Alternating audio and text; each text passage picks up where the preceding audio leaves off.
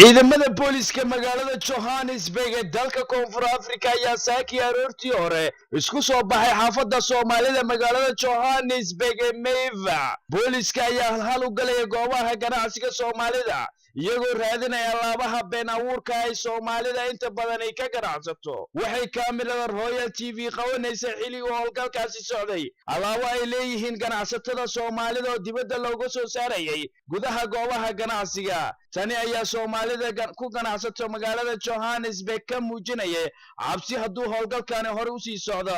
howlgalkan wuxuu ku soo aadaa xilli ay ku guuleystay xisbiga DA maamulka dowladda hoose xaafadda ay degan yihiin Soomaalida magaalada Johannesburg ee dalka Koonfur Afrika. waxaa xaafadan hore u maamuli jiray xisbigii laga adkaaday ANC oo Soomaalida aad u jeclaayeen Maxamuud Cabdullaahi Xuseen Aboke. xafiis wareedka TV-ga caalamiga Royal 24 magaalada Johannesburg ee dalka Koonfur Afrika.